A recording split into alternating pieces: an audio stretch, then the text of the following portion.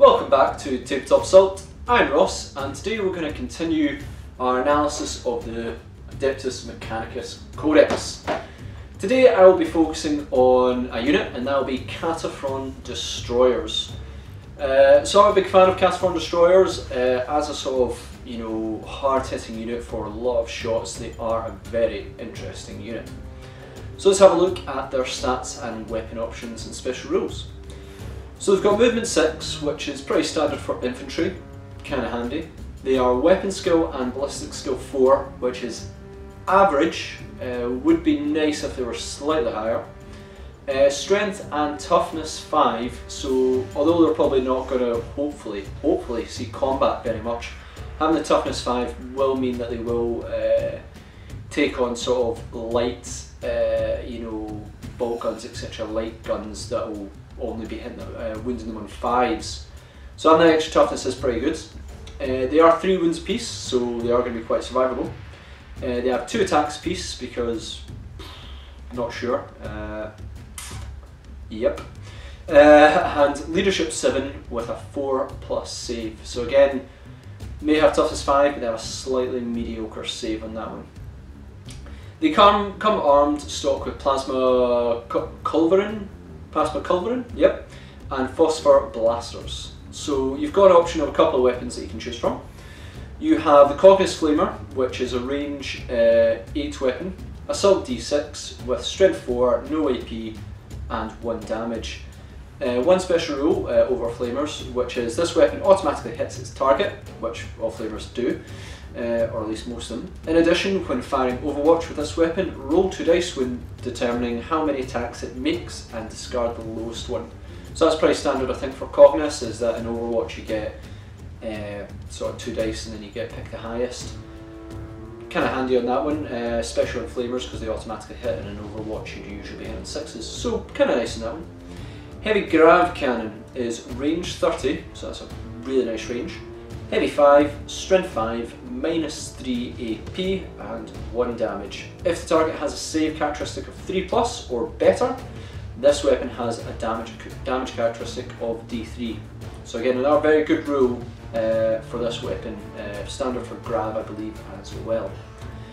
Phosphor Blaster is a 24-inch gun. It is rapid fire 1, strength 5, -1 AP, 1 damage. Units attacked by this weapon do not gain any bonus to their saving throws for being in cover. So no cover, kind of handy. Cover's not so much a big thing in 8th edition compared to what it was, but still handy to ignore that when possible. And lastly you have Plasma Culverins, which when attacking with this weapon, choose one of the following profiles. Your standard, 36 inches, heavy D6, so it is random with quite a few shots possible. Strength 7, -3 AP, 1 damage, or you can supercharge it, 36 inches, heavy D6, strength 8, -3 AP and 2 damage. However, on a hit roll of 1, the bearer slain after all of this weapon's shots have been resolved. Standard for Plasma, but because you've got an especially tough unit with multiple wounds, it's really bad if you do roll that 1. So yeah, that's the weapon options you've got. As I said, you start with a Plasma Culverin and Phosphor Blaster. The Culverin can be replaced with a Heavy Grav Cannon, and of course the Phosphor Blaster can be replaced with a Caucus Flamer. Abilities that they have is Canticles of the Messiah, because that's pretty standard. They have Bionics, so all models in this unit have a 6+ invul save.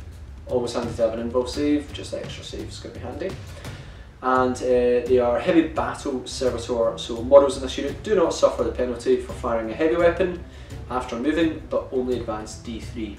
Very handy because I'm pretty sure most of the weapons are heavy, or at least the heavy hitter ones are. So not suffering that negative because you're already hitting 4s is handy, and I'm not so worried about the advance. I mean, it's not that much of a problem, I'm not too bored. So, on to my notes. So, I've read about notes on sort of what these guys can do.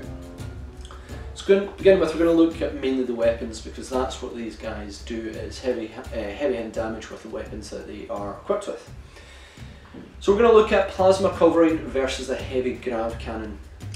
Between them in points wise, there's not much difference. I think the grav cannon is more expensive, but not by much.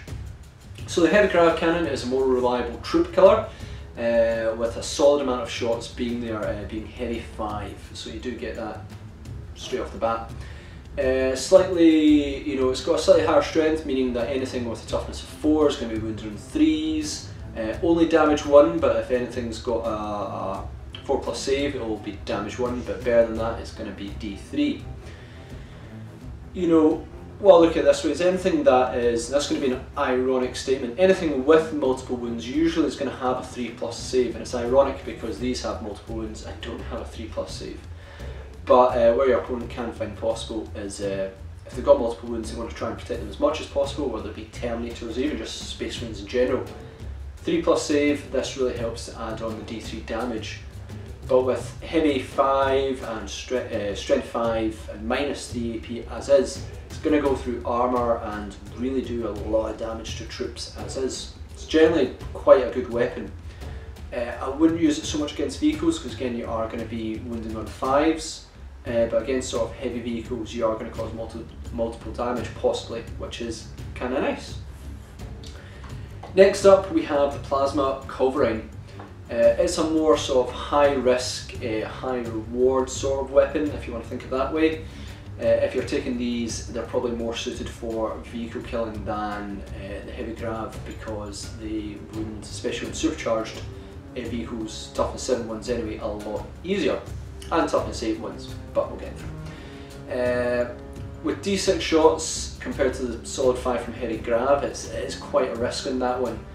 And the other thing as well is that even if you do get lucky and get lots of shots and you are targeting sort of a big vehicle or something, you're going to be sort of wanting to go for the supercharged mode. And with heavy D6, and if you get 6 shots, you're like, cool, loads of shots. Even with a Dominus beside them, you've got a good chance that you're going to slay yourself over your opponent, which is not ideal, especially for considering how many points you'll be putting into them. So you've got to make sure you have a Dominus or Call or an ability or the Canticles to allow you to reroll those ones and hopefully mitigate the damage there.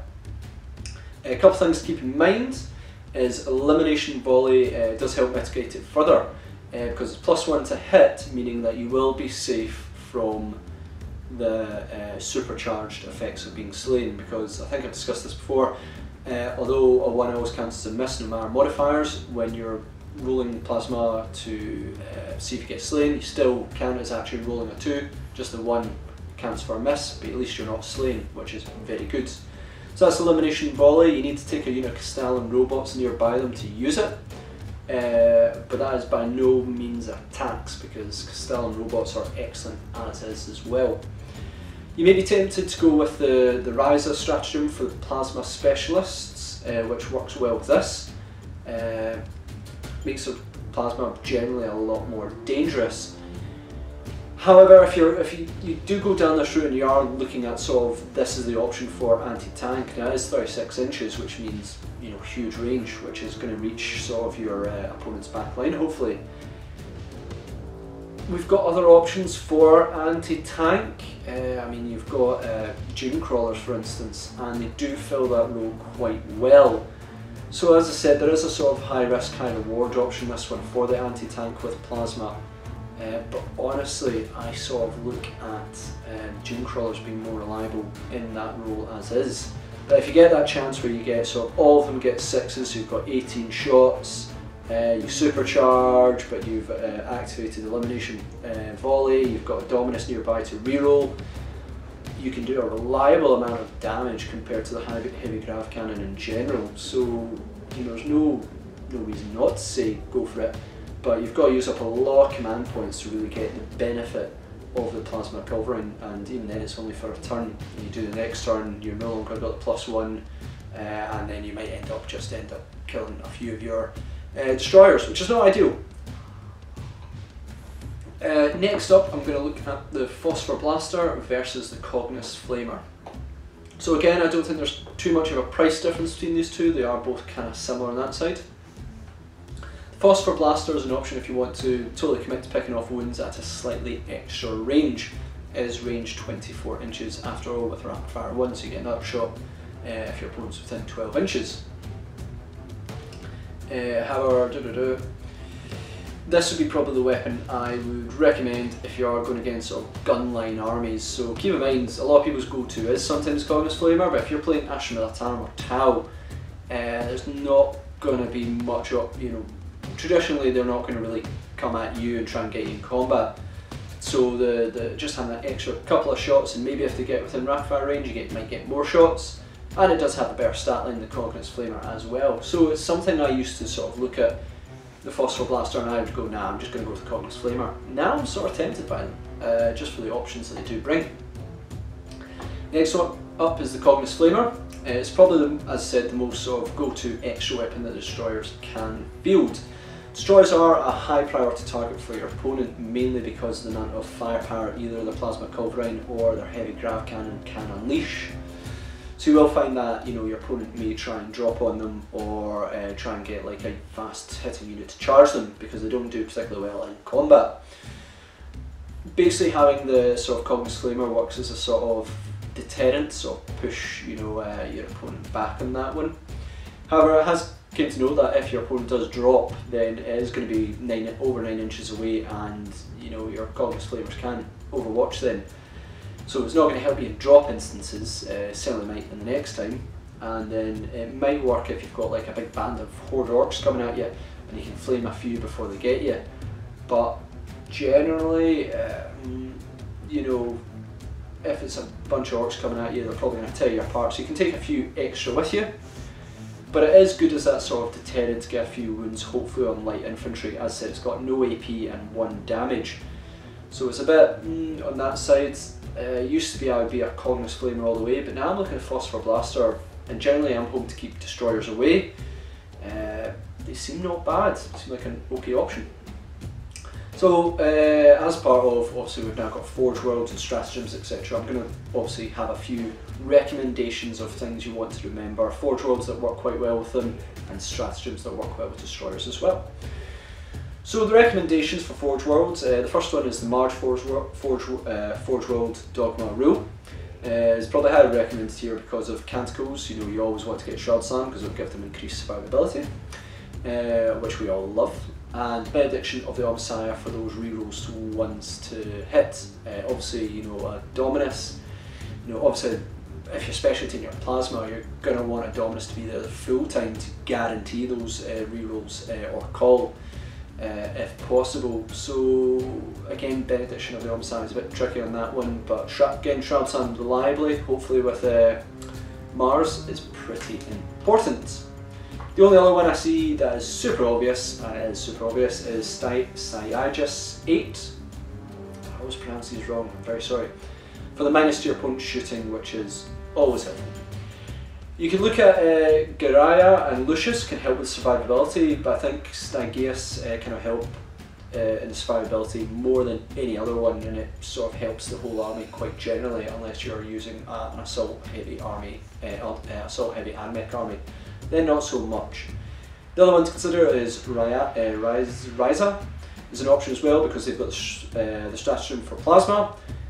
But again, as I said, if you're going down the Plasma route, and if it is going for anti-tank, just take a Dune Crawler. I generally find it's probably more reliable.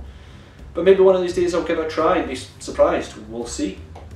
So yeah, Mars and Stygius 8 are probably the two I'm going for. Keep Ryaza in that sort of mindset if you are going to go down the Plasma route. So for stratagems, we've already talked about elimination volley, which, as I said, you need to take both a destroyer unit and a Castellan robot unit as well. It is 2 command points, but it does give you +1 to your hit rolls, and making them far more accurate is very important and makes that Plasma non-dangerous if you decide to supercharge. But +1 to hit for both Castellan robots and destroyers.